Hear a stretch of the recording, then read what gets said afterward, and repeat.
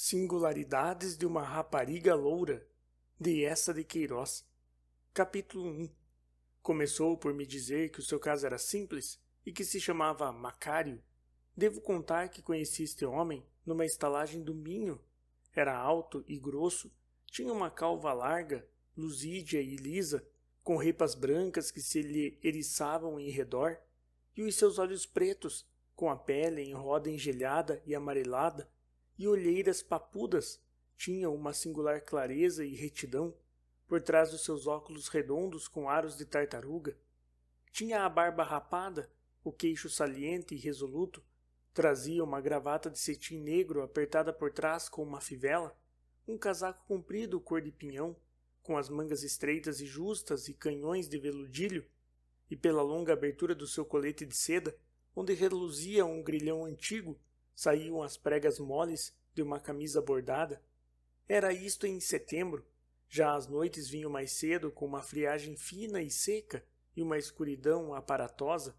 Eu tinha descido da diligência, fatigado, esfomeado, tiritando num cobrejão de listras escarlates. Vinha de atravessar a serra, e os seus aspectos pardos e desertos. Eram 8 horas da noite. Os céus estavam pesados e sujos, e, ou fosse um certo adormecimento cerebral produzido pelo rolar monótono da diligência, ou fosse a debilidade nervosa da fadiga, ou a influência da paisagem escarpada e chata sobre côncavo silêncio noturno, ou a opressão da eletricidade que enchia as alturas, o fato é que eu, que sou naturalmente positivo e realista, tinha vindo tiranizado pela imaginação e pelas quimeras. Existe no fundo de cada um de nós, é certo, tão friamente educados que sejamos, um resto de misticismo, e basta às vezes uma paisagem noturna, o velho muro de um cemitério, um ermo ascético, as emolientes brancuras de um luar, para que esse fundo místico suba, se alargue como um nevoeiro, encha a alma, a sensação e a ideia, e fique assim o mais matemático ou o mais crítico, tão triste, tão visionário, tão idealista, como um velho monge poeta. A mim, o que me lançara na quimera e no sonho fora o aspecto do mosteiro de Restelo, que eu tinha visto na claridade suave e outonal da tarde, na sua doce colina. Então, enquanto anoitecia, a diligência rolava continuamente ao trote esgalgado dos seus magros cavalos brancos, e o cocheiro, com o capuz do gabão enterrado na cabeça, ruminava no seu cachimbo. Eu pus-me elegiacamente, ridiculamente, a considerar a esterilidade da vida, e desejava ser um monge, estar num convento, tranquilo, entre arvoredos, ou na murmurosa concavidade de um vale, e enquanto a água da cerca canta sonoramente nas bacias de pedra, ler a imitação, e ouvindo os rouxinóis nos loureirais, ter saudades do céu. Não se pode mais ser estúpido, mas eu estava assim, e atributo a esta disposição visionária, a falta de espírito, a sensação que me fez a história daquele homem dos canhões de veludinho. A minha curiosidade começou à ceia, quando eu desfazia o peito de uma galinha afogada em arroz branco, com fatias escarlates de paio, e a criada, uma gorda e cheia de sardas, fazia espumar o vinho verde no copo, fazendo-o cair de alto de uma caneca vidrada.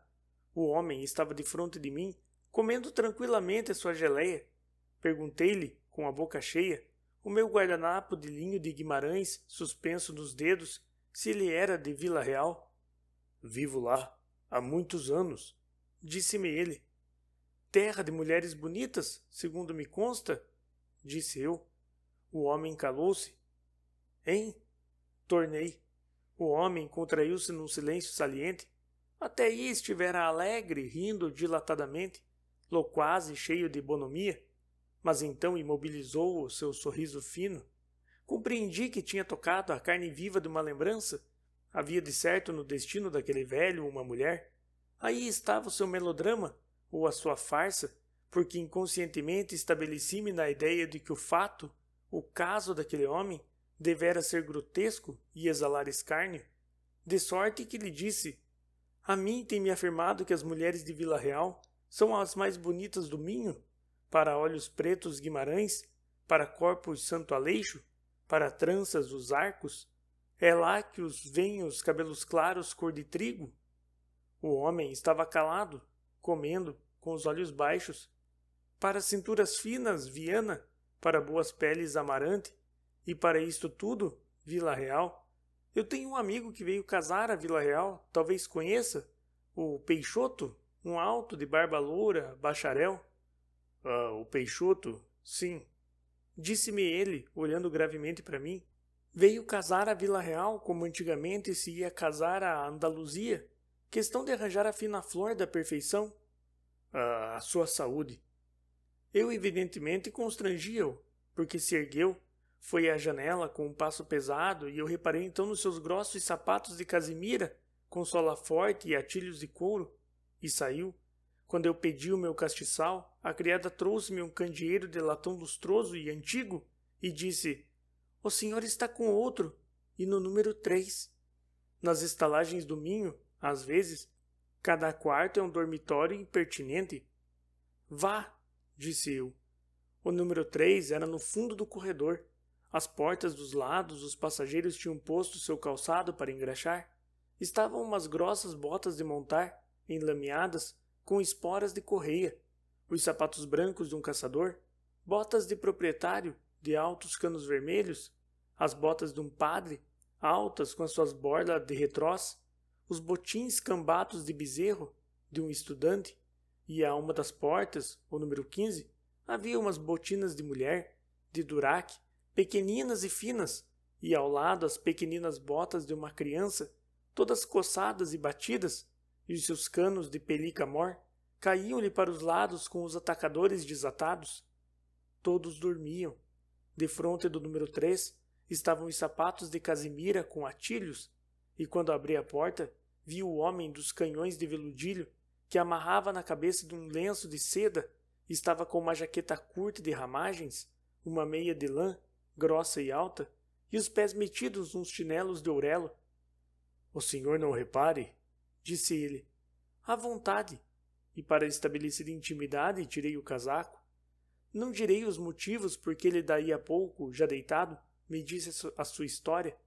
Há um provérbio eslavo da Galícia que diz: "O que não contas à tua mulher, o que não contas ao teu amigo, conta-lo a um estranho na estalagem." Mas ele teve raivas inesperadas e dominantes para a sua larga e sentida confidência. Foi a respeito do meu amigo, do Peixoto, que fora casar à Vila Real. Vi-o chorar, aquele velho de quase 60 anos. Talvez a história seja julgada trivial. A mim, que nessa noite estava nervoso e sensível, pareceu-me terrível, mas conto-a apenas como um acidente singular da vida amorosa. Começou, pois, por me dizer que o seu caso era simples e que se chamava Macário. Perguntei-lhe então se era de uma família que eu conhecera, que tinha o apelido de Macário, e como ele me respondeu que era primo desses, eu tive logo do seu caráter uma ideia simpática, porque os Macários eram uma antiga família, quase uma dinastia de comerciantes, que mantinham com uma severidade religiosa a sua velha tradição de honra e de escrúpulo. Macário disse-me que nesse tempo, em 1800, alguma coisa, ou na sua mocidade, seu tio Francisco tinha em Lisboa um armazém de panos e ele era um dos caixeiros. Depois o tio compenetrara-se de certos instintos inteligentes e do talento prático e aritmético de Macário e deu-lhe a escrituração. Macário tornou-se o seu guarda-livros. Disse-me ele que, sendo naturalmente linfático e mesmo tímido, a sua vida tinha nesse tempo uma grande concentração, um trabalho escrupuloso e fiel, algumas raras merendas no campo, um apuro saliente de fato e de roupas brancas, era todo o interesse da sua vida. A existência, nesse tempo, era caseira e apertada. Uma grande simplicidade social aclarava os costumes, os espíritos eram mais ingênuos, os sentimentos menos complicados. Jantar alegremente numa horta, debaixo das parreiras, vendo correr a água das regas, chorar com os melodramas que rugiam entre os bastidores do salitre, alumiados à cera, eram contentamentos que bastavam à burguesia cautelosa. Além disso, as tempos eram confusas e revolucionárias, e nada torna o homem recolhido, conchegado à lareira, simples e facilmente feliz, como a guerra. e a paz que, dando os vagares da imaginação, causa as impaciências do desejo. Macário, aos 22 anos, ainda não tinha, como lhe dizia uma velha tia que fora querida do desembargador Curvo Semedo, da Arcádia, sentido Vênus, mas por esse tempo veio morar para defronte do armazém dos Macários, para um terceiro andar, uma mulher de 40 anos, vestida de luto, uma pele branca e baça, o busto bem feito e redondo, e um aspecto desejável. Macário tinha a sua carteira no primeiro andar, por cima do armazém, ao pé de uma varanda, e dali viu uma manhã aquela mulher com o cabelo preto, solto e anelado, um chambre branco e braços nus, chegar-se a uma pequena janela de peitoril, a sacudir um vestido. Macário afirmou-se e, sem mais intenção, dizia mentalmente àquela mulher, aos 20 anos, devia ter sido uma pessoa cativante e cheia de domínio, porque os seus cabelos violentos e ásperos, o sobrolho espesso, o lábio forte, perfil aquilino e firme, revelam um temperamento ativo e imaginações apaixonadas. No entanto, continuou serenamente alinhando as suas cifras, mas à noite estava sentado, fumando à janela do seu quarto, que abria sobre o pátio. Era em julho e a atmosfera estava elétrica e amorosa. A rabeca de um vizinho gemia uma chácara mourisca, que então sensibilizava e era de um melodrama. O quarto estava numa penumbra doce e cheia de mistério. Macário, que estava em chinelas, começou a lembrar-se daqueles cabelos negros e fortes e daqueles braços que tinham a cor dos mármores pálidos. Espreguiçou-se, rolou morbidamente a cabeça pelas costas da cadeira de vime, como os gatos sensíveis que se esfregam, e decidiu bocejando que sua vida era monótona. E ao outro dia, ainda impressionado, sentou-se à sua carteira com a janela toda aberta e, olhando o prédio fronteiro, onde viviam aqueles cabelos grandes, começou a aparar vagarosamente a sua pena de rama, mas ninguém se chegou à janela do peitoril com caixilhos verdes. Macário estava enfastiado, pesado, e o trabalho foi lento. Pareceu-lhe que havia na rua um sol alegre e que nos campos as sombras deviam ser mimosas e que se estaria bem vendo o palpitar das borboletas brancas nas madressilvas. E quando fechou a carteira, sentiu defronte correr-se a vidraça. Eram de certo os cabelos pretos, mas apareceram os cabelos louros. Oh! E Macário veio logo salientemente para a varanda a parar um lápis. Era uma rapariga de 20 anos, talvez, fina, fresca, loura como uma vinheta inglesa. A brancura da pele tinha alguma coisa de transparência das velhas porcelanas, e havia no seu perfil uma linha pura, como de uma medalha antiga, e os velhos poetas pitorescos ter-lhe-iam chamado Pomba, Arminho, Neve e Ouro. Macário disse consigo: é filha. A outra vestia de luto, mas esta, a loura, tinha um vestido de caça com pintas azuis, um lenço de cambraia trespassado sobre o peito, as mangas pendidas com rendas, e tudo aquilo era aciado, moço, fresco, flexível e tenro. Macário, nesse tempo, era louro, com barba curta. O cabelo era anelado e a sua figura devia ter aquele ar seco e nervoso que, depois do século XVIII e da Revolução, foi tão vulgar nas raças plebeias. A rapariga loura reparou naturalmente em Macário, mas naturalmente desceu à vidraça correndo por trás uma cortina de caça bordada. Estas pequenas cortinas datam de Goethe e elas têm na vida amorosa um interessante destino. Revelam. Levantar-lhe uma ponta e espreitar, franzi-la suavemente, revela um fim. Corrê-la, pregar nela uma flor, agitá-la fazendo sentir que por trás um rosto atento se move e espera, são velhas maneiras com que na realidade e na arte começa o romance. A cortina ergueu-se devagarinho e o rosto louro espreitou. Macário não me contou por pulsações a história minuciosa do seu coração. Disse singelamente que daí a 5 dias estava louco por ela. O seu trabalho tornou-se logo vagaroso e infiel, e o seu belo cursivo inglês, firme e largo, ganhou curvas, ganchos, rabiscos, onde estava todo o romance impaciente dos seus nervos. Não a podia ver pela manhã. O sol mordente de julho batia e escaldava a pequena janela de peitoril. Só pela tarde a cortina se franzia, se corria a vidraça, e ela, estendendo uma almofadinha no rebordo do peitoril, vinha encostar-se mimosa e fresca com o seu leque. Leque que preocupou Macário. Era uma ventarola chinesa, redonda, de seda branca com dragões escarlates bordados à pena, uma cercadura de plumagem azul, fina e trêmula como uma penugem, e o seu cabo de marfim, donde pendiam 2 borlas de fio de ouro, tinha incrustações de nácar à linda maneira persa. Era um leque magnífico, e naquele tempo inesperado, nas mãos de plebeias, de uma rapariga vestida de caça. Mas como ela era loura e a mãe tão meridional, Macário, com intuição interpretativa dos namorados, disse à sua curiosidade: será filha de um inglês? O inglês vai à China, à Pérsia, ao Hormuz, à Austrália, em vez cheio daquelas joias dos luxos exóticos, e nem Macário sabia por que aquela ventarola de mandarina o preocupava assim, mas segundo ele me disse, aquilo deu-lhe no goto.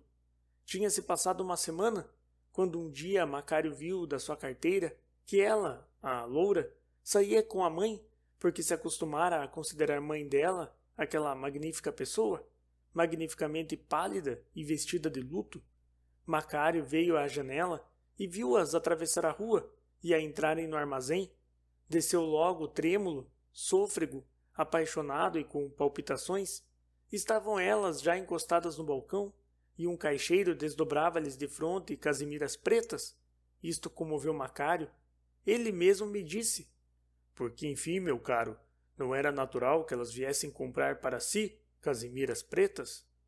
E não, elas não usavam amazonas, não queriam de certo estofar cadeiras com casimiras pretas, não havia homens em casa delas, portanto aquela vinda ao armazém era um meio delicado de o ver de perto, de lhe falar, e tinha um encanto penetrante de uma mentira sentimental. Eu disse a Macário que, sendo assim, ele deveria de estranhar aquele movimento amoroso, porque denotava na mãe uma cumplicidade equívoca. Ele confessou-se que nem pensava em tal. O que fez foi chegar ao balcão e dizer estupidamente: sim, senhor, vão bem servidas, estas casimiras não encolhem. E a loura ergueu para ele o seu olhar azul, e foi como se Macário se sentisse envolvido na doçura de um céu. Mas quando ele ia a dizer-lhe uma palavra reveladora e veemente, apareceu ao fundo do armazém o tio Francisco, com o seu comprido casaco de pinhão de botões amarelos. Como era singular e desusado achar-se o senhor guarda-livros vendendo ao balcão, e o tio Francisco, com a sua crítica estreita e celibatária, escandalizar-se, Macário começou a subir vagarosamente a escada de caracol que levava ao escritório, e ainda ouviu a voz delicada da loura dizer brandamente: agora queria ver lenços da Índia. E o caixeiro foi buscar um pequenino pacote daqueles lenços, acamados e apertados numa tira de papel dourado. Macário tinha visto naquela visita uma revelação de amor, quase uma declaração. Esteve todo o dia entregue às impaciências amargas da paixão. Andava distraído, abstrato, pueril, não deu atenção à escrituração, jantou calado sem escutar o tio Francisco, que exaltava as almôndegas, mal reparou no seu ordenado que lhe foi pago em pintos às 3 horas, e não entendeu bem as recomendações do tio e a preocupação dos caixeiros sobre o desaparecimento de um pacote de lenços da Índia. É o costume de deixar entrar pobres no armazém, tinha dito no seu laconismo majestoso o tio Francisco. São 12.000 réis de lenços? Lance à minha conta. Macário, no entanto, ruminava secretamente uma carta, mas sucedeu que ao outro dia, estando ele à varanda, a mãe, a de cabelos pretos, veio encostar-se ao peitoril da janela, e neste momento passava na rua um amigo de Macário, que, vendo aquela senhora, afirmou-se e tirou-lhe, como uma cortesia toda risonha, o seu chapéu de palha. Macário ficou radioso. Logo nessa noite procurou o seu amigo, e abruptamente, sem meia tinta: quem é aquela mulher que tu hoje cumprimentaste de fronte do armazém? É a Vilaça, bela mulher. É a filha? A filha? Sim, uma loura, clara, com leque chinês. Ah, sim, É filha. É o que eu dizia. Sim, e então? É bonita. É bonita. É gente do bem, hein? Sim, gente de bem. Está bom. Tu conhecê-las muito? Conheço-as. Muito não. Encontrava-as dantes em casa de Dona Cláudia. Bem, ouve lá. E Macário, contando a história do seu coração acordado e exigente, e falando do amor com as exaltações de então, pediu-lhe como a glória da sua vida que achasse um meio de o encaixar lá. Não era difícil. As vilaças costumavam ir aos sábados à casa de um tabelião muito rico na Rua dos Calafates. Eram assembléias simples e pacatas, onde se cantavam motetes ao cravo, se glosavam motes e havia jogos de prendas do tempo da senhora Dona Maria I, e às 9 horas a criada servia a horchata. Bem, logo no primeiro sábado, Macário, de casaca azul, calças de ganga, com presilhas de trama de metal, gravata de cetim roxo, curvava-se diante da esposa do tabelião, senhora Dona Maria da Graça, pessoa seca e aguçada, com um vestido bordado a matiz, um nariz adunco, uma enorme luneta de tartaruga, a pluma de marabô nos seus cabelos grisalhos. A um canto da sala já lá estava, entre um frufru de vestidos enormes, a menina Vilaça, a loura, vestida de branco, simples, fresca, com o seu ar de gravura colorida. A mãe Vilaça, a soberba mulher pálida, cochichava com um desembargador de figura apoplética. O tabelião era homem letrado, latinista e amigo das musas. Escrevia num jornal de então, a Alcofa das Damas, porque era sobretudo galante, e ele mesmo se intitulava, numa ode pitoresca, moço escudeiro de Vênus. Assim, as suas reuniões eram ocupadas pelas belas artes, e numa noite um poeta do tempo devia vir ler um poemeto intitulado Eumira, ou A Vingança do Veneziano. Começavam então a aparecer as primeiras audácias românticas. As revoluções da Grécia principiavam a atrair os espíritos romanescos e saídos da mitologia para os países maravilhosos do Oriente. Por toda a parte se falava no Pachá de Janina, e a poesia apossava-se vorazmente desse mundo novo e virginal de minaretes, serralhos, sultanas cor de âmbar, piratas do arquipélago e salas rendilhadas, cheias do perfume do aloés, onde pachás decrépitos acariciam leões, de sorte que a curiosidade era grande, e quando o poeta apareceu com os cabelos compridos, o nariz adunco e fatal, o pescoço entalado na alta gola do seu fraque à restauração e um canudo de lata na mão, o Sr. Macário é que não teve sensação alguma, porque lá estava todo absorvido, falando com a menina Vilaça, e dizia-lhe meigamente: Então, no outro dia, gostou das Casimiras? Muito, disse ela baixo, e desde esse momento envolveu-os um destino nupcial. No entanto, na larga sala, a noite passava-se espiritualmente. Macário não pôde dar todos os pormenores históricos e característicos daquela assembleia. Lembrava-se apenas que um corregedor de Leiria recitava o madrigal a Lídia, lia-o de pé, com uma luneta redonda aplicada sobre o papel, a perna direita lançada para diante, a mão na abertura do colete branco de gola alta e em redor, formando círculo, as damas, com vestidos de ramagens, cobertas de plumas, as mangas estreitas, terminadas num fofo de rendas, e tênis de retrós cheias de cintilação dos anéis, tinham sorrisos ternos, cochichos, doces murmurações, risinhos e um brando palpitar de leques recalmados de lantejoulas. Muito bonito, diziam, muito bonito, e o corregedor, desviando a luneta, cumprimentava sorrindo, e via-se-lhe um dente podre.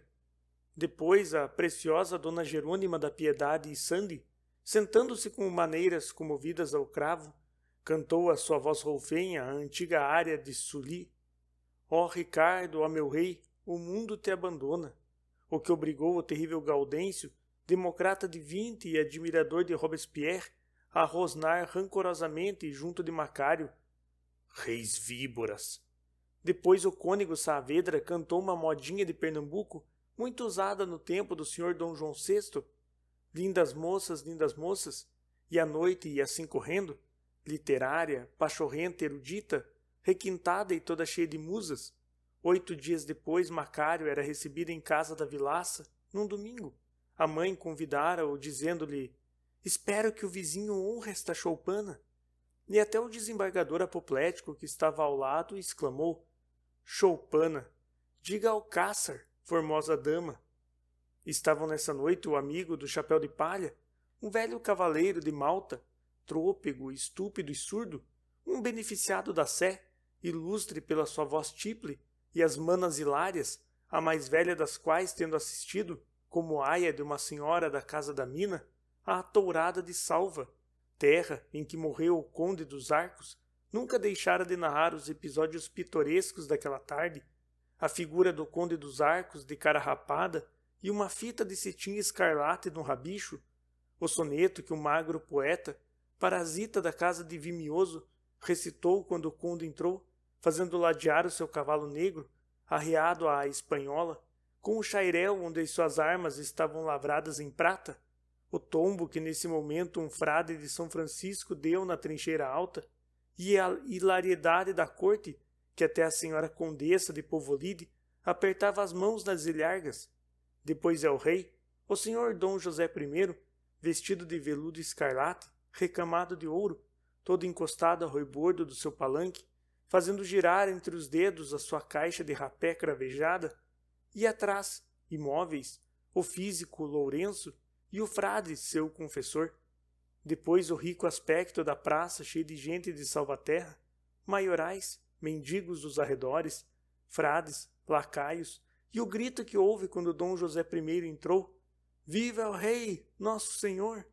E o povo ajoelhou, e o rei tinha se sentado, comendo doces que um criado trouxe num saco de veludo atrás dele. Depois, a morte do conde dos Arcos, os desmaios, e até o rei todo debruçado, batendo com a mão no parapeito, gritava na confusão, e o capelão da casa dos Arcos, que tinha corrido a buscar a extrema-unção, ela, hilária, ficara atarracada de pavor, sentia os urros dos bois, os gritos agudos das mulheres, os ganidos dos flatos, e vira então um velho, todo vestido de veludo preto, com a fina espada na mão, debater-se entre fidalgos e damas que o seguravam, e querer atirar-se à praça, bradando cheio de raiva: é o pai do conde.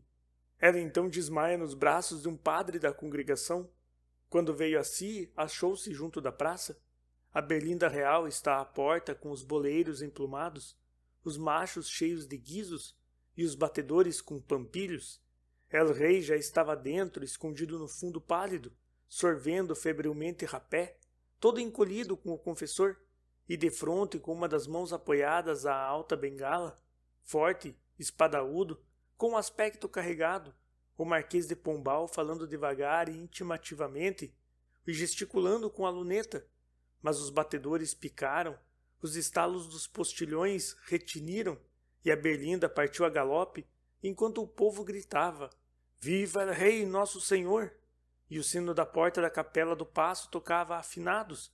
Era uma honra que el rei concedia à casa dos Arcos.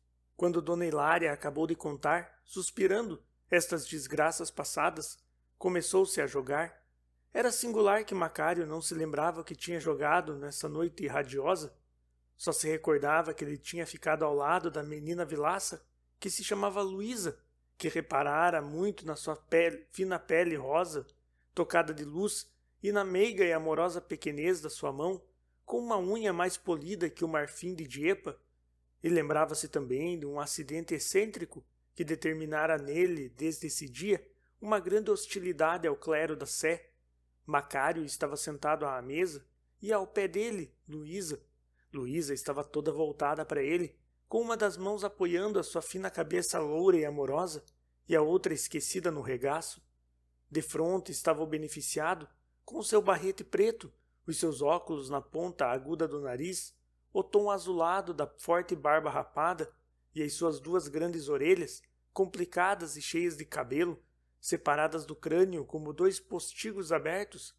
Ora, como era necessário no fim do jogo pagar uns tentos ao cavaleiro de Malta, que estava ao lado do beneficiado, Macário tirou da algibeira uma peça, e quando o cavaleiro, todo curvado e com o olho pisco, fazia a soma dos tentos nas costas de um ás, Macário conversava com Luísa e fazia girar sobre o pano verde a sua peça de ouro com um biuro ou um peão.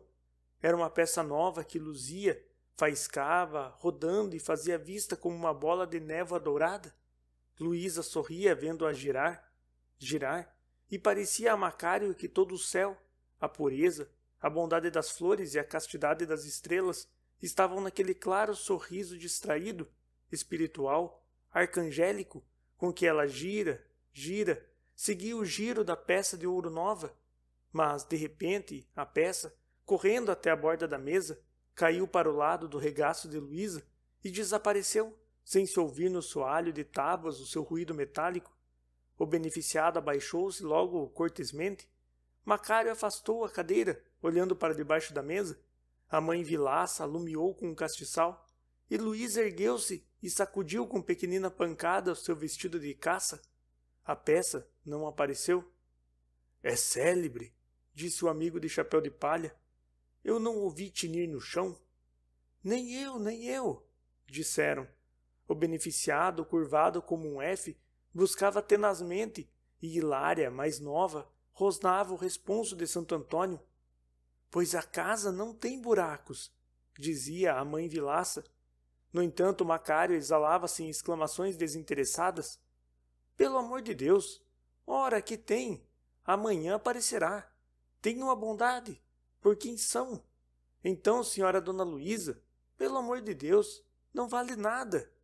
Mas mentalmente estabeleceu que houvera uma subtração e atribuiu ao beneficiado. A peça rolara, de certo, até junto dele, sem ruído.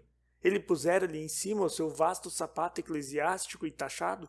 Depois, no movimento brusco e curto que tivera, empolgara habilmente, e quando saíram, o beneficiado, todo embrulhado no seu vasto capote de camelão, dizia a Macário pela escada: Ora, o sumiço da peça, hein? Que brincadeira! Acha, senhor beneficiado, disse Macário, parando, absorto de imprudência. Ora essa, se acho. Se lhe parece, uma peça de 7.000 réis, só se o senhor a semeia. Safa, eu dava em doudo. Macário teve tédio daquela astúcia fria. Não lhe respondeu. O beneficiado é que acrescentou: Amanhã, mande lá pela manhã, homem. Que diabo! Deus me perdoe. Que diabo! Uma peça não se perde assim. Que bolada, hein? E Macário tinha vontade de lhe bater. Foi nesse momento que Macário me disse, com a voz singularmente sentida: Enfim, meu amigo, para encurtarmos razões, resolvi me casar com ela. Mas a peça? Não pensei mais nisso. Pensava eu lá na peça. Resolvi me casar com ela.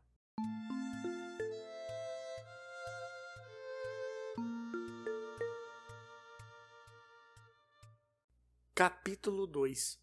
Macário contou-me o que determinara mais precisamente aquela resolução profunda e perpétua. Foi um beijo, mas esse caso, casto e simples, eu colo, mesmo porque a única testemunha foi uma imagem em gravura da Virgem que estava pendurada no seu caixilho de pau preto na saleta escura que abria para a escada.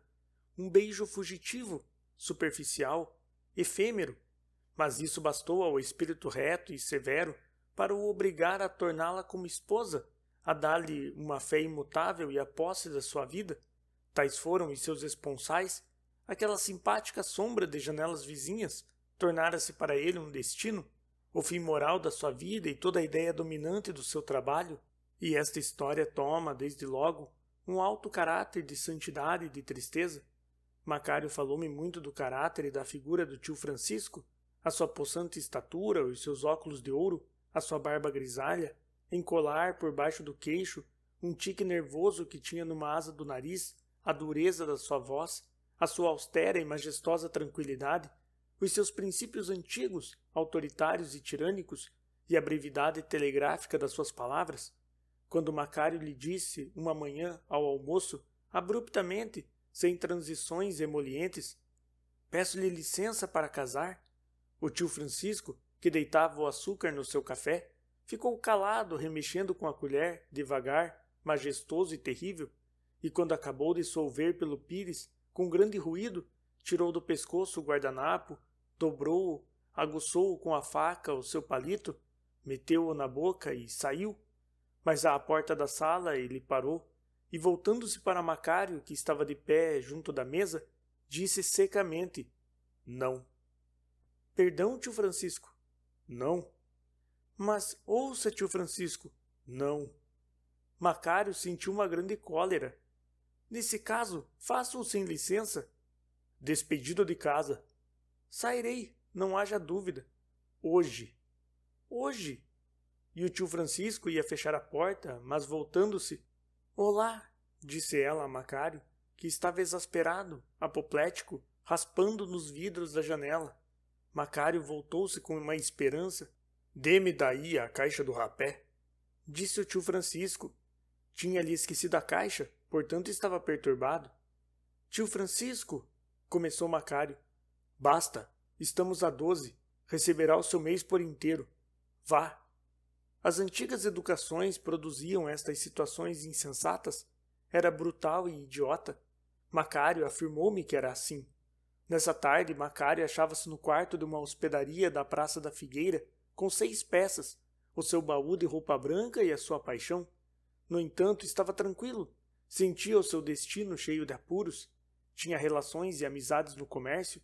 Era conhecido vantajosamente.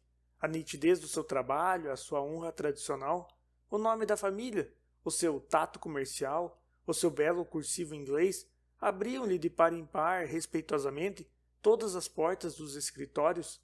No outro dia foi procurar alegremente o negociante faleiro, antiga relação comercial da sua casa. De muito boa vontade, meu amigo, disse-me ele. Quem me dera cá, mas, se o recebo, fico de mal com o seu tio, meu velho amigo de 20 anos. Ele declarou-me categoricamente. Bem vê, força maior. Eu sinto, mas... E todos a quem Macário se dirigiu, confiado em relações sólidas, receavam ficar de mal com seu tio, meu velho amigo de 20 anos, e todos sentiam, mas... E Macário dirigiu-se então a negociantes novos, estranhos à sua casa e à sua família, e sobretudo aos estrangeiros. Esperava encontrar gente livre da amizade de 20 anos do tio, mas para esses Macário era desconhecido, e desconhecidos por igual a sua dignidade e o hábil trabalho. Se tomavam informações, sabiam que ele fora despedido de casa do tio repentinamente por causa de uma rapariga loura vestida de caça. Esta circunstância tirava as simpatias a Macário. O comércio evita o guarda-livros sentimental, de sorte que Macário começou a sentir-se no momento agudo, procurando, pedindo, rebuscando. O tempo passava, sorvendo, pinto a pinto, as suas 6 peças. Macário mudou para uma estalagem barata e continuou farejando, mas, como fora sempre de temperamento recolhido, não criara amigos, de modo que se encontrava desamparado e solitário, e a vida aparecia-lhe como um descampo. As peças findaram. Macário entrou pouco na tradição antiga da miséria. Ela tem solenidades fatais e estabelecidas. Começou por empenhar, depois vendeu relógio, anéis, casaca azul, cadeia, paletó de alamares. Tudo foi levando pouco a pouco, embrulhado debaixo do chale, uma velha seca e cheia de asma. No entanto, via Luísa de noite na saleta escura que dava para o patamar. Uma lamparina ardia em cima da mesa. Era feliz ali naquela penumbra, toda sentada castamente. Não havia de dia porque trazia já a roupa usada, as botas cambadas, e não queria mostrar à fresca Luísa, toda mimosa, nas suas cambraias assentadas, a sua miséria remendada. Ali, àquela luz tênue e esbatida, ele exaltava a sua paixão crescente e escondia o seu fato decadente. Segundo me disse Macário, era muito singular o temperamento de Luísa. Tinha o caráter louro como o cabelo, se é certo que o louro é uma cor fraca e desbotada. Falava pouco, sorria sempre com seus brancos dentinhos, dizia a tudo, pois sim. Era mais simples, quase indiferente, cheia de transigências. Amava, de certo, Macário, mas com todo o amor que podia dar à sua natureza débil, aguada, nula. Era como uma estriga de linho, fiava-se como se queria, e às vezes, naqueles encontros noturnos, tinha sono. Um dia, porém, Macário encontrou-a excitada. Estava com pressa, o xale traçado à toa, olhando sempre para a porta interior. A mamãe percebeu, disse ela, e contou-lhe que a mãe desconfiava, ainda rabugenta e áspera, e que de certo farejava aquele plano nupcial, tramado como uma conjuração. Por que não me vens pedir a mamãe? Mas, filha, se eu não posso, não tenho arranjo nenhum. Espera, é mais um mês, talvez. Tenho agora aí um negócio em bom caminho. Morríamos de fome. Luísa calou-se, torcendo a ponta do xale com os olhos baixos. Mas ao menos, disse ela, enquanto eu não te fizer sinal da janela, não subas mais, sim? Macário rompeu a chorar. Os soluços saíam violentos e desesperados. Chiu, dizia-lhe Luísa, não chores alto. Macário contou-me a noite que passou, ao acaso pelas ruas, ruminando febrilmente a sua dor e lutando, sob a nudenta friagem de janeiro, na sua quinzena curta. Não dormiu e logo pela manhã ou outro dia entrou como uma rajada no quarto do tio Francisco e disse-lhe abruptamente, secamente, é tudo o que tenho, e mostrava-lhe 3 pintos. Roupa, estou sem ela, vendi tudo, daqui a pouco tenho fome. O tio Francisco, que fazia a barba à janela, com o lenço da Índia amarrado na cabeça, voltou-se e, pondo os óculos, fitou-o. A sua carteira está lá. Fique. E acrescentou com um gesto decisivo. Solteiro. Tio Francisco, ouça-me. Solteiro, disse eu. Continuou o tio Francisco dando o fio à navalha numa tira de sola. Não posso. Então, rua. Macário saiu, estonteado. Chegou à casa, deitou-se, chorou e adormeceu. Quando saiu à noitinha, não tinha resolução, nem ideia. Estava como uma esponja, deixava-se ir. De repente, uma voz disse de dentro de uma loja: Ei, psiu! Olá! Era o amigo do chapéu de palha. Abriu grandes braços pasmados. Que diacho, desde manhã que eu te procuro! E contou-lhe que tinha chegado da província, tinha sabido a sua crise e trazia-lhe um desenlace. Queres? Tudo? Uma casa comercial queria um homem hábil, resoluto e duro, para ir numa comissão difícil e de grande ganho a Cabo Verde. Pronto, disse Macário, pronto, amanhã. E foi logo escrever a Luísa pedindo-lhe uma despedida, um último encontro, aquele em que os braços desolados e veementes tanto custam a desenlaçar-se. E foi, encontrou-a toda embrulhada no seu xale, tiritando de frio. Macário chorou. Ela, com a sua passiva e loura doçura, disse-lhe: Fazes bem, talvez ganhes. E ao outro dia, Macário partiu. Conheceu as viagens trabalhosas nos mares inimigos, o enjoo monótono num beliche abafado, os duros sóis das colônias, a brutalidade tirânica dos fazendeiros ricos, o peso dos fardos humilhantes, as dilacerações da ausência, as viagens ao interior das terras negras e melancolia das caravanas que o costeiam por violentas noites, durante dias e dias, os rios tranquilos, donde exala a morte. E voltou. E logo nessa tarde viu a ela, Luísa, clara, fresca, repousada, serena, encostada ao peitoril da janela, com sua ventarola chinesa. E ao outro dia, sofregamente, foi pedi-la à mãe. Macário tinha feito um ganho saliente, e a mãe Vilaça abriu-lhes uns grandes braços amigos, cheia de exclamações. O casamento decidiu-se para daí a 1 ano. Por quê? Disse eu a Macário, e ele explicou-me que os lucros de Cabo Verde não podiam constituir um capital definitivo. Era apenas um capital de habilitação. Trazia de Cabo Verde elementos de poderosos negócios, trabalharia heroicamente e ao fim poderia sossegadamente criar uma família. E trabalhou, pôs naquele trabalho a força criadora da sua paixão. Erguia-se de madrugada, comia à pressa, mal falava. À tardinha ia visitar Luísa. Depois voltava sofregamente para a fadiga, como um avaro para o seu cofre. Estava grosso, forte, duro, fero. Servia-se com o mesmo ímpeto das ideias e dos músculos. Vivia numa tempestade de cifras. Às vezes, Luísa, de passagem, entrava no seu armazém. Aquele pousar de ave fugitiva dava-lhe alegria, valor, fé, reconforto para todo o mês cheiamente trabalhado. Por esse tempo, o amigo do chapéu de palha veio pedir a Macário que fosse seu fiador por uma grande quantia, que ele pedira para estabelecer uma loja de ferragens em grande. Macário estava no vigor do seu crédito, cedeu com alegria. O amigo do chapéu de palha é que lhe dera o negócio providencial de Cabo Verde. Faltavam então 6 meses para o casamento. Macário já sentia, por vezes, subirem-lhe no rosto os febris vermelhidões da esperança. Já começava a tratar dos banhos, mas um dia o amigo do chapéu de palha desapareceu com a mulher de um alferes. O seu estabelecimento estava em começo. Era uma confusa aventura. Não se pôde nunca precisar nitidamente aquele imbróglio doloroso.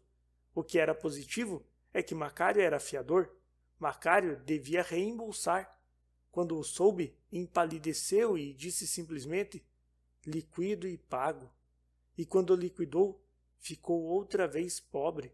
Mas nesse dia, como o desastre tivera uma grande publicidade e a sua honra estava santificada na opinião, a Casa Pérez e Companhia, que o mandara a Cabo Verde, veio propor-lhe uma outra viagem, outros ganhos. Faz outra vez fortuna, homem.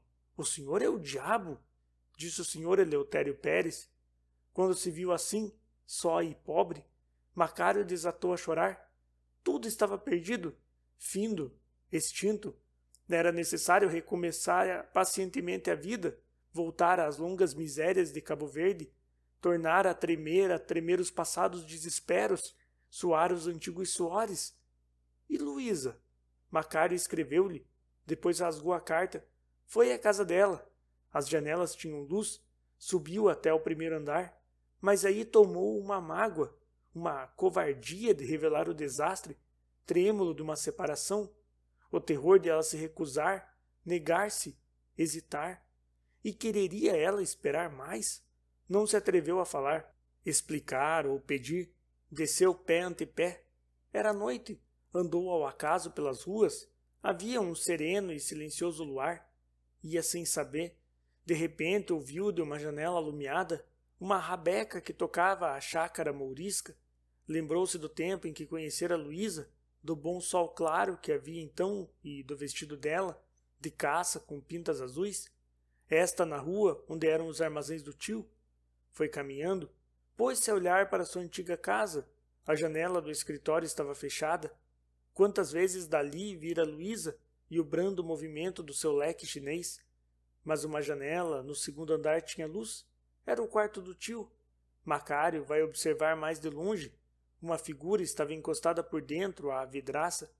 Era o tio Francisco. Veio-lhe uma saudade de todo o seu passado simples, retirado, plácido. Lembrava-lhe o seu quarto e a velha carteira com fecho de prata e a miniatura de sua mãe, que estava por cima da barra do leito, a sala de jantar e o seu velho aparador de pau preto e a grande caneca de água, cuja asa era uma serpente irritada. Decidiu-se e, impelido por um instinto, bateu à porta, bateu outra vez, sentiu abrir a vidraça e a voz do tio perguntar: "Quem é?" "Sou eu, tio Francisco, sou eu.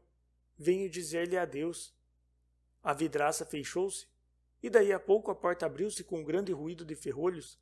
O tio Francisco tinha um candeeiro de azeite na mão. Macário achou-o magro, mais velho. Beijou-lhe a mão. "Suba", disse o tio. Macário ia calado, cozido com o corrimão.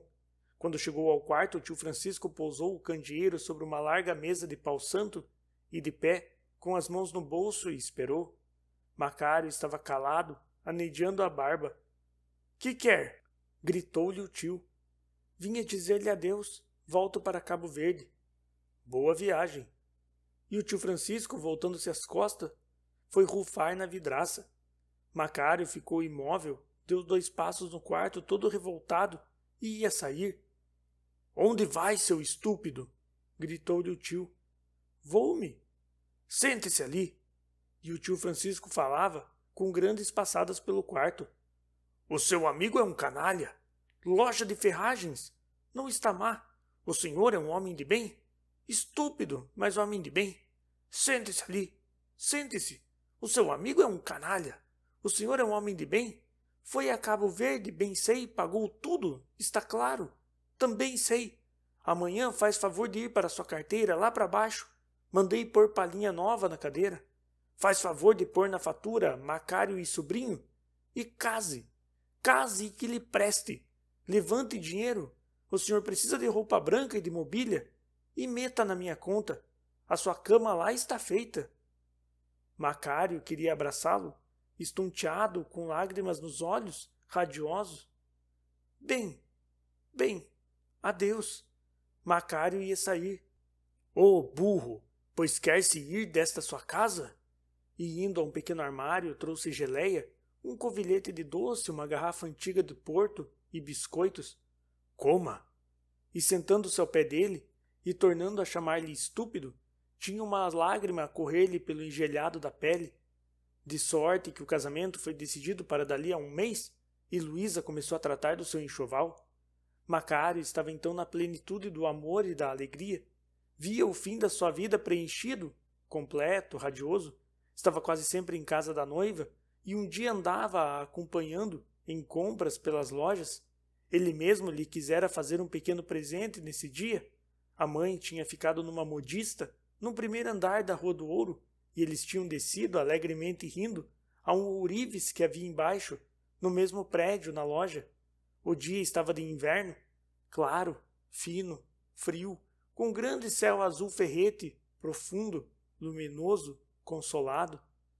Que bonito dia, disse Macário, e com a noiva pelo braço caminhou um pouco ao comprido do passeio. Está, disse ela, mas podem reparar, nós sós. Deixa, está tão bom. Não. E Luísa arrastou-o brandamente para a loja do ourives. Estava apenas um caixeiro, trigueiro de cabelo hirsuto. Macário disse-lhe: queria ver anéis. Com pedras, disse Luísa, e o mais bonito. Sim, com pedras, disse Macário. Ametista, granada, enfim, o melhor. E, no entanto, Luísa ia examinando as montras forradas de veludo azul, onde reluziam as grossas pulseiras cravejadas, os grilhões, os colares de camafeus, os anéis de armas, as finas alianças frágeis como o amor e toda a cintilação de pesada ourivesaria. Vê, Luísa, disse Macário. O caixeiro tinha estendido na outra extremidade do balcão, em cima do vidro da montra, um reluzente espalhado de anéis de ouro, de pedras, labrados, esmaltados, e Luísa, tomando-os e deixando-os com a ponta dos dedos, ia-os correndo e dizendo: é feio, é pesado, é largo. Vê este, disse-lhe Macário, era um anel de pequenas pérolas. É bonito, disse ela, é lindo. Deixa ver se serve, disse Macário, e tomando-lhe a mão, meteu-lhe o anel devagarinho, docemente no dedo, e ela ria com os seus brancos dentinhos finos, todos esmaltados. É muito largo, disse Macário. Que pena. Aperta-se querendo. Deixe a medida, tendo pronto amanhã. Boa ideia, disse Macário. Sim, senhor, porque é muito bonito, não é verdade? As pérolas muito iguais, muito claras. Muito bonito. E esses brincos? Acrescentou, indo ao fundo do balcão a outra montra. Estes brincos com uma concha? 10 moedas, disse o caixeiro. E, no entanto, Luísa continuava examinando os anéis, experimentando-os em todos os dedos, revolvendo aquela delicada montra, cintilante e preciosa. Mas, de repente, o caixeiro fez-se muito pálido e afirmou-se em Luísa, passando vagarosamente a mão pela cara. Bem, disse Macário aproximando-se, então amanhã temos um anel pronto. A que horas? O caixeiro não respondeu e começou a olhar fixamente para Macário. A que horas? Ao meio-dia. Bem, adeus, disse Macário e iam sair. Luísa trazia um vestido de lã azul que arrastava um pouco, dando uma ondulação melodiosa ao seu passo, e as suas mãos pequenas estavam escondidas num regalo branco. Perdão, disse de repente o caixeiro. Macário voltou-se. O senhor não pagou. Macário olhou para ele gravemente. Está claro que não. Amanhã venho buscar o anel. Pago amanhã. Perdão, disse o caixeiro. Mas o outro? Qual outro? Disse Macário com uma voz surpreendida, adiantando-se para o balcão. Essa senhora sabe, disse o caixeiro. Essa senhora sabe. Macário tirou a carteira lentamente. Perdão, se há uma conta antiga? O caixeiro abriu o balcão e com um aspecto resoluto. Nada, meu caro senhor. É de agora. É um anel com 2 brilhantes que aquela senhora leva. Eu? Disse Luísa com a voz baixa, toda escarlate. Que é? Que está a dizer? E Macário, pálido, com os dentes cerrados, contraído, fitava o caixeiro colericamente. O caixeiro disse então: essa senhora tirou dali o anel. Macário ficou imóvel encarando-o. Um anel com 2 brilhantes? Vi perfeitamente. O caixeiro estava tão excitado que sua voz gaguejava, prendia-se espessamente. Essa senhora, não sei quem é, e tirou-o dali. Macário maquinalmente agarrou-lhe o braço e, voltando-se para Luísa, com a palavra abafada, gotas de suor na testa, lívido. Luísa, dize... Mas a voz cortou-se-lhe. Eu... disse ela, mas estava trêmula, assombrada, enfiada, descomposta, e tinha deixado cair o regalo ao chão. Macário veio para ela, agarrou-lhe o pulso fitando-a, e o seu aspecto era tão resoluto e tão imperioso que ela meteu a mão no bolso bruscamente, apavorada e mostrando o anel. Não me faça mal, disse, encolhendo-se toda. Macário ficou com os braços caídos, o ar abstrato, os beiços brancos, mas de repente, dando um puxão ao casaco, recuperando-se, disse ao caixeiro: tem razão, era distração, está claro. Essa senhora tinha se esquecido. É o anel. Sim, senhor, evidentemente. Tenha a bondade. Toma, filha, toma. Deixa estar. Este senhor embrulha-o. Quanto custa? Abriu a carteira e pagou. Depois apanhou o regalo, sacudiu-o brandamente, limpou os beiços com o lenço, deu o braço a Luísa e, dizendo ao caixeiro: desculpe, desculpe. Levou-a inerte, passiva, extinta e aterrada. Deram alguns passos na rua. Um largo sol aclarava o gênio feliz. As seges passavam, rolando ao estalido do chicote. Figuras risonhas passavam, conversando. Os pregões ganiam os seus gritos alegres. Um cavalheiro de calção de anta fazia ladear o seu cavalo, enfeitado de rosetas, e a rua estava cheia, ruidosa, viva, feliz e coberta de sol. Macário ia maquinalmente, como no fundo de um sonho. Parou a uma esquina, tinha o braço de Luísa passado no seu, e via-lhe a mão pendente, a sua mão de cera, com as veias docemente azuladas, os dedos finos e amorosos. Era a mão direita, e aquela mão era a da sua noiva. Instintivamente leu o cartaz que anunciava para essa noite palafosa em Saragoça. De repente, soltando o braço de Luísa, disse-lhe baixinho: vai-te. Ouve, disse ela com a cabeça toda inclinada. Vai-te. E com a voz abafada e terrível: vai-te. Olha que chamo. Mando-te para o aljube. Vai-te. Mas ouve, Jesus, disse ela. Vai-te. E fez um gesto com o punho cerrado. Pelo amor de Deus, não me batas aqui, disse ela sufocada. Vai-te. Podem reparar. Não chores. Olha que vem. Vai-te. E chegando para ela, disse baixo: és uma ladra. E voltando-lhe para as costas, afastou-se devagar, riscando o chão com a bengala. À distância, voltou-se. Ainda viu através dos vultos o seu vestido azul. Como partiu nessa tarde para a província, não soube mais daquela rapariga loura.